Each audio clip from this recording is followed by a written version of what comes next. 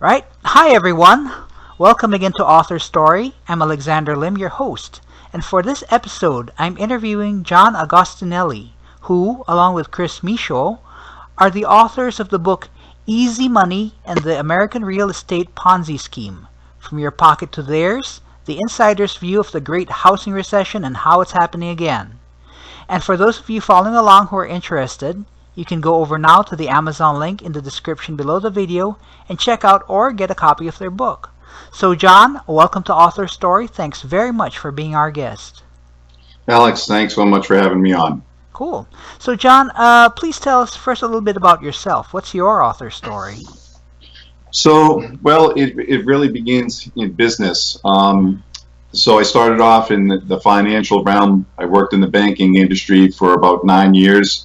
Then I got into building homes on speculation. A year after that, I started my own real estate brokerage company selling the spec homes that I built. And the profitability fell out of that in about 2005 in my market, which is the Metro West area of Boston. And house prices continued to decline. So I had to decide what my next move was going to be, and I decided to solicit the banks for what I saw as an increasing foreclosure inventory. Now, this is back in 2007. Right. And successfully sold hundreds of bank-owned properties. And what I recognized was the disconnect between what the media was reporting about the true causes of the bubble and what I witnessed in the field, and that was the motivation to write the book, to tell the true story about what really happened. All right, interesting. Okay, cool. And your co-author, Chris Michaud, what's his background? So Chris has been in the real estate world for over 30 years. He was the president-elect of the Maine Association of Realtors. He's owned multiple offices. He's really been a real estate broker in 3 states, Maine, New Hampshire, and Massachusetts. Wow. And his experience is very complementary to mine, and that's why we decided to team up to solicit the banks for their bank-owned inventory, and we had quite a bit of success selling many foreclosed properties. Cool. So you guys have been in the real estate business then for something like 50 years combined then. That's a lot of experience. Yes, it is. All right, cool. So next, about the book. Would you mind telling us a little bit more about it and what it's all about, for the sake of those who have no idea what the book is all about? Sure.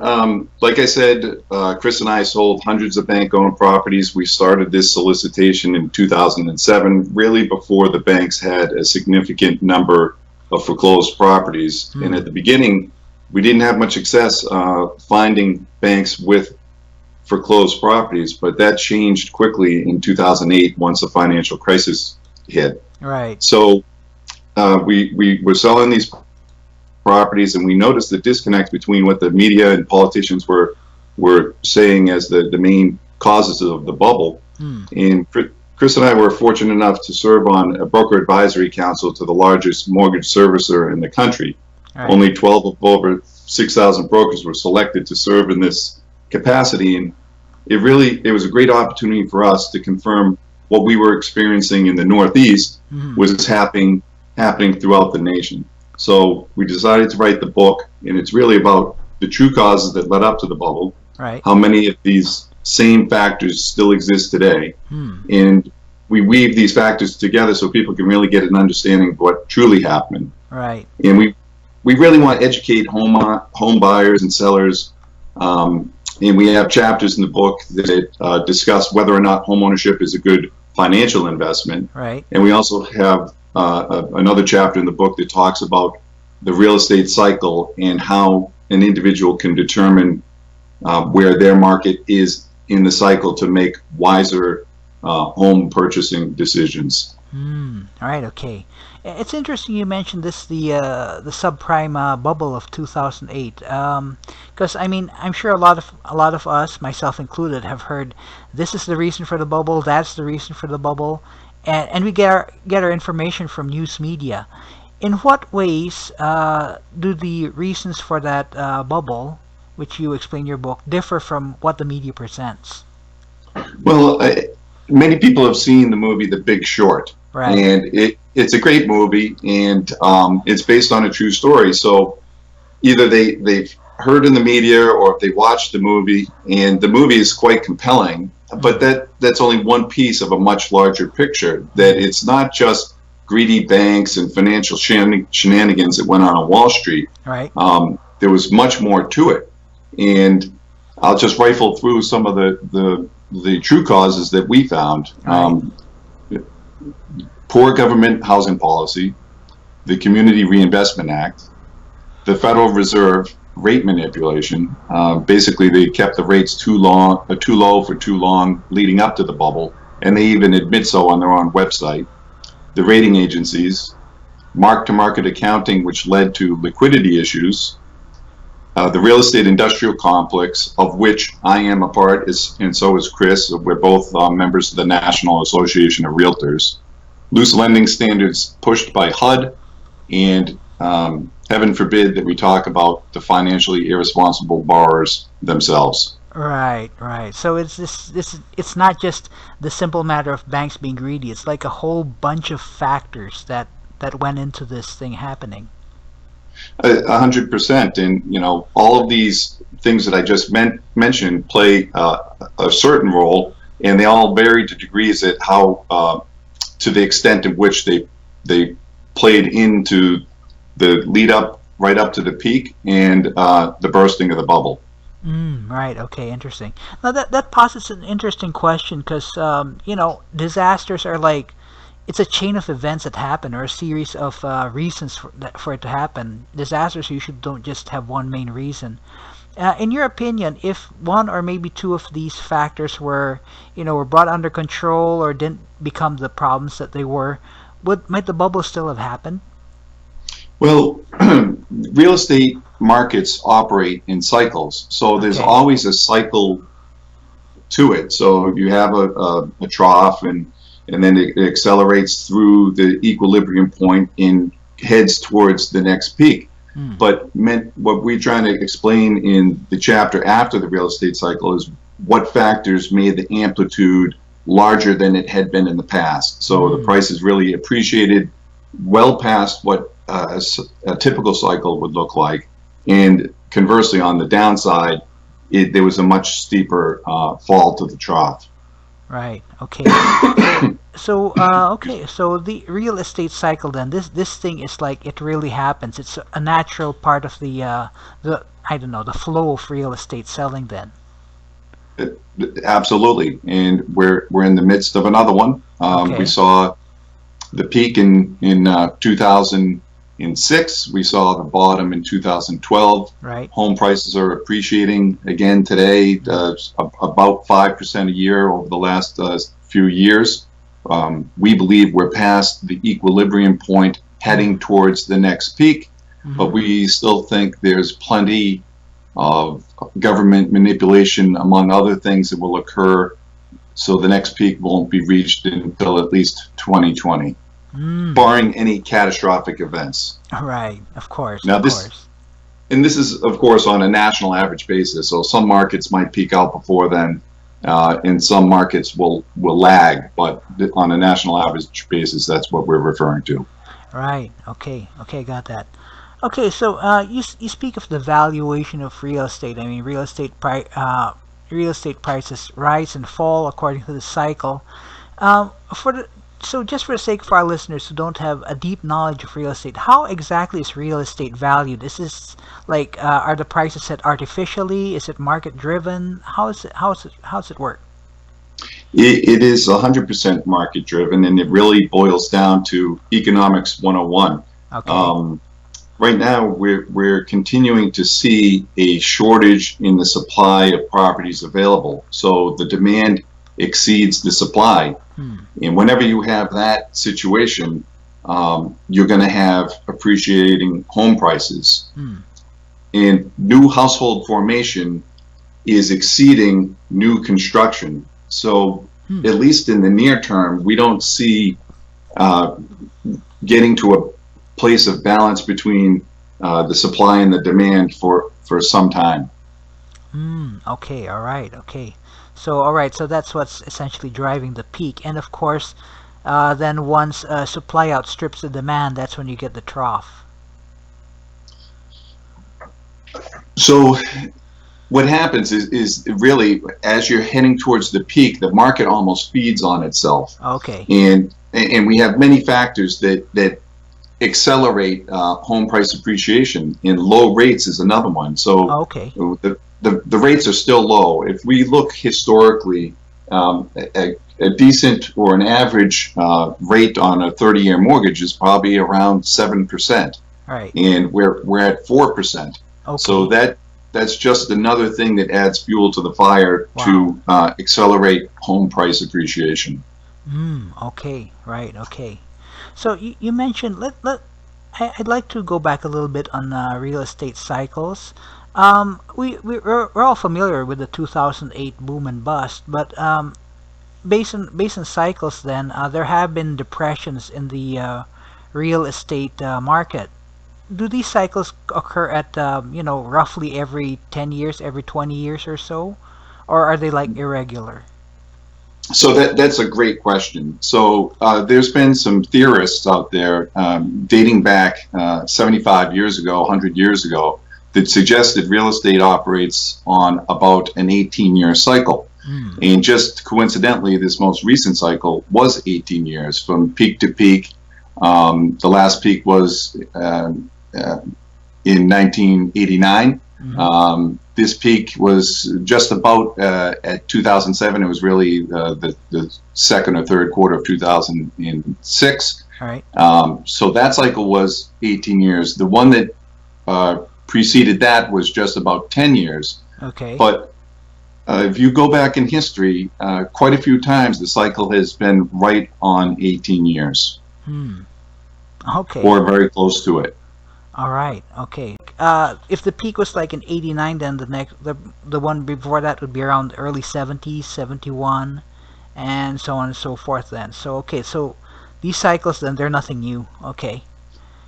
Yeah, the cycle is nothing new. And what we do is we have a chapter, chapter 3 in the book, that talks about the real estate cycle. Right. Because what happens in my market, which is the suburbs of Boston, Right. is different than what's going to happen in Las Vegas or Detroit. So it's important. Like I said, we in our book we talk on a national average basis. So it's important for people to understand where their market is in the real estate cycle. And that chapter alone, it can really help people figure out where their market is in the cycle. And I think that's a pretty important piece to the puzzle. Right. Of course, because it's especially if you're like you know especially if you're like investing, you'd want to know when you can buy low and sell high.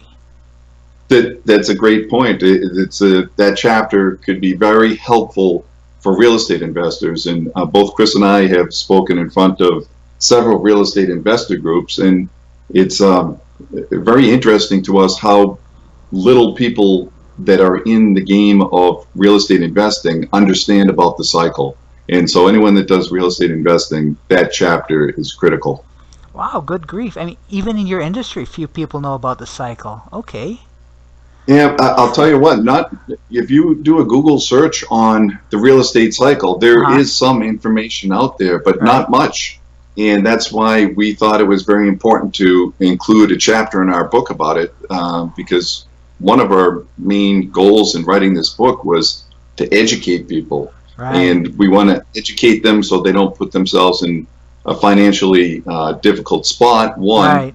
And two, hopefully with buyers, home buyers, and sellers, and the market as a whole, understanding how it all works, hopefully reduce the height of the next peak. I think we'd all be better served if we didn't have such a high peak and a low trough, because people make significant financial choices based on the value of their home. And if home prices appreciate greatly, many of them extracted equity out of their home. And then as the market turned, they were upside down, meaning they owed more on their property than the home was worth. And once that happens, the default numbers soar, because at a certain point, even if people can afford their mortgage payment, when they see that their home is worth less than what they owe, Right. they decide that they no longer want to pay their mortgage. Right. At least a certain percent, Mm. I should say. Right. Okay. All right. Cool. I got that. Cool. Okay, so John, in the title of your book, you mentioned something called a Ponzi scheme. Now, I'm sure some of our listeners are familiar with what this is all about, but for the benefit of those who don't, can you just give a thumbnail sketch of what a Ponzi scheme is? Sure. I think that one of the most famous Ponzi schemes was Bernie Madoff, Mm. and he showed returns that were fictitious, that were much higher than industry standards. So people would put money in, and he used that money to pay the first ones in at a higher rate.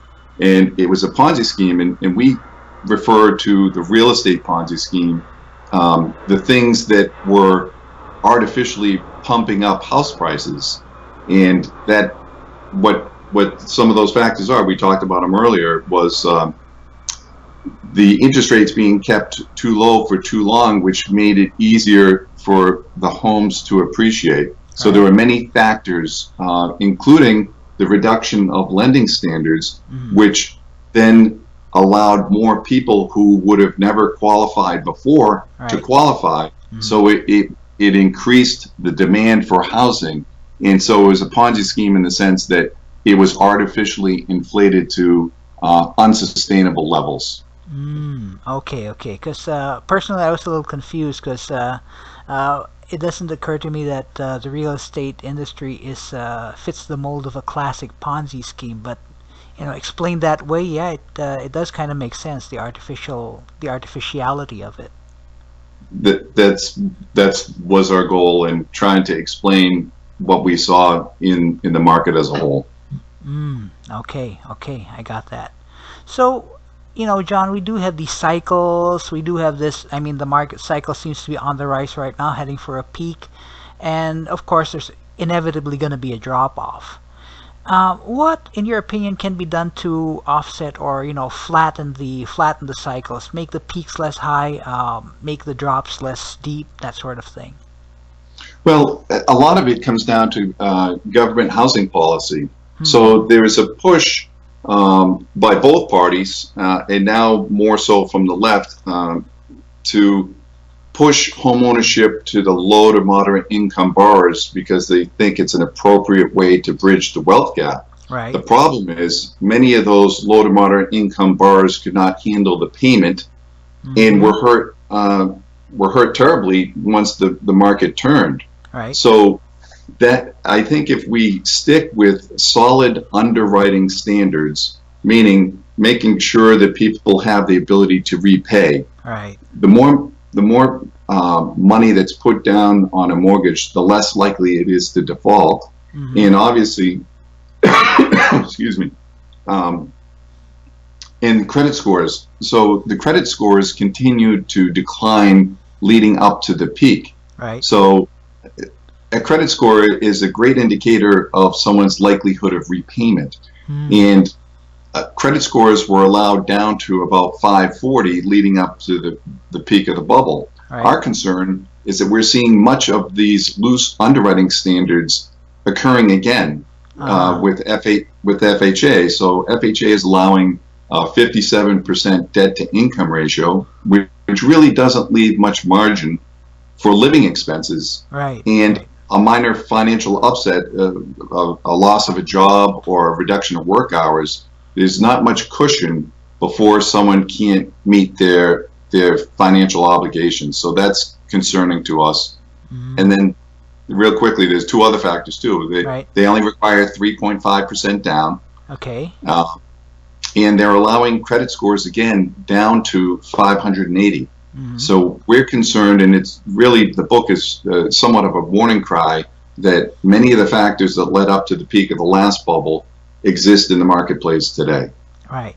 And so, with regards to why these are bad, why these are bad indicators, 3.5% would be because the would-be buyers putting too little money into their house. Is this correct?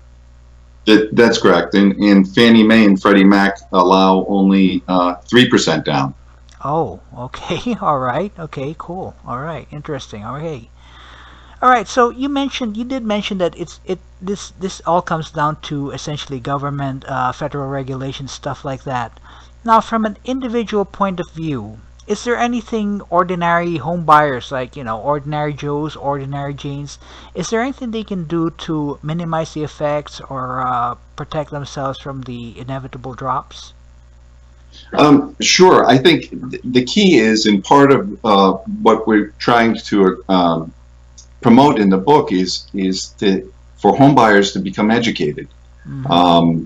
We think that just because a lender or a mortgage broker tells you that you can qualify up to a certain maximum doesn't mean you should spend the maximum. So Right. both Chris and I have talked about this for years, and we've always recommend to our clients, as a general rule of thumb, this is not a price thing, but shoot for a maximum of 80% of what the banks tell you can afford. That Mm-hmm. way it allows you a little more cushion if things are to happen. Mm-hmm. If a hot water heater goes, or you need to replace the roof, Right. or there's a temporary job loss or a reduction in work hours. So Right. our whole what we're promoting is being a little more fiscally conservative Mm-hmm. in the purchase of a home. Right. And I'm sorry, go ahead. Yeah, go ahead, go ahead, please. And lastly, I was just going to say, in not trying to keep up with the Joneses, we saw Mm-hmm. that. I'm sure it happened before the 90s, but in the 90s and the 2000s, people were spending large percentages of their income on huge homes. And so we also suggest to our clients, purchase what you need, not what you want, unless you can truly comfortably afford it. Right. Okay. Interesting. Okay, got that. Well, and it makes sense. I mean, be financially conservative. I mean, pay for what you can afford. It does make sense. So, if I may ask, in your opinion, why do people keep up with the Joneses? Get something that they can't afford, really? That's a great question. I think the mindset um, has changed. It's the everybody deserves a trophy mentality. Mm-hmm. Home ownership has become more of a right than a reward of achievement and thrift and savings, in purchasing just what you need and not having um, purchasing a McMansion, if you will. Mm-hmm. So we have a chapter in the book that discusses whether or not home ownership is a good financial investment, Right. because we believe if people understood that it's not necessarily a great financial investment, maybe they would purchase a home, let's say for $550,000 Mm-hmm. instead of a home of $650,000 or more, because they think it's a great financial investment. Mm-hmm. So the Schiller Index, quite a few people have heard. It talks about how what home price appreciation has occurred on a annual basis. Right. They also did a study over the last 125 years, and they Mm-hmm. determined that homes only appreciated at 0.3% greater than inflation. Now, Okay.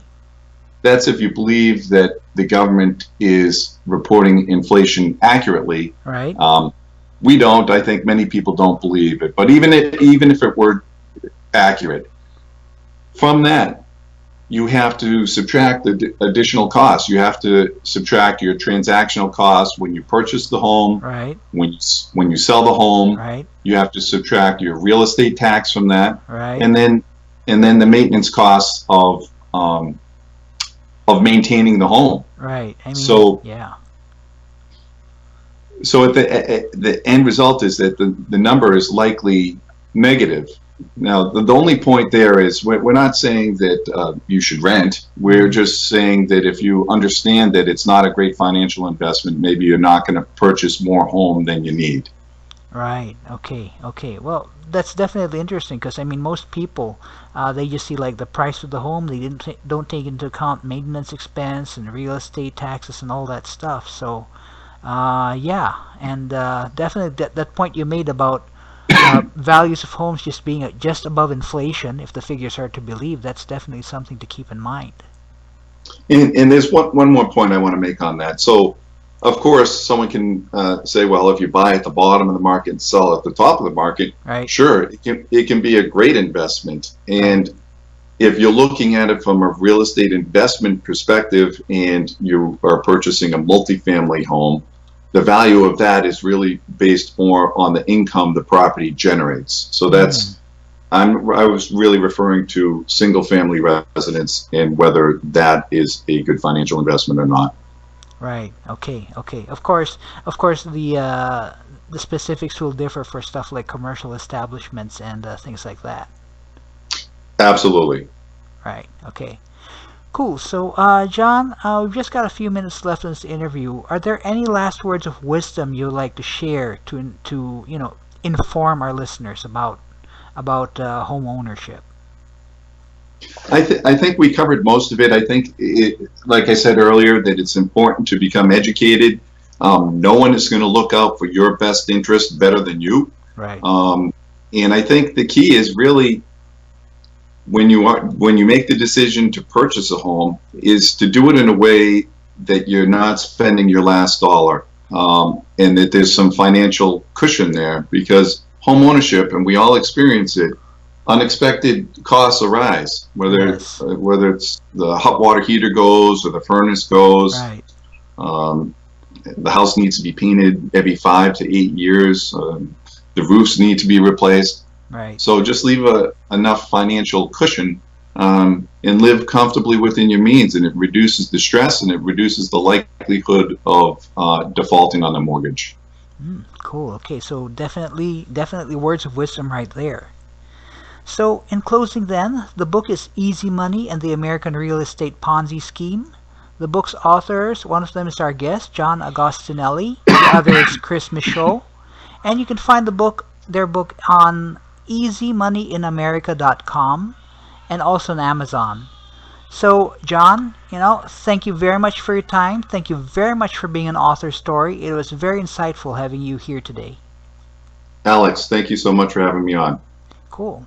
So, if any of you listeners want to know more about the real estate, please feel free to go ahead and check out Easy Money and the American Real Estate Ponzi Scheme, which you can do so right now by going to the Amazon link in the description below the video.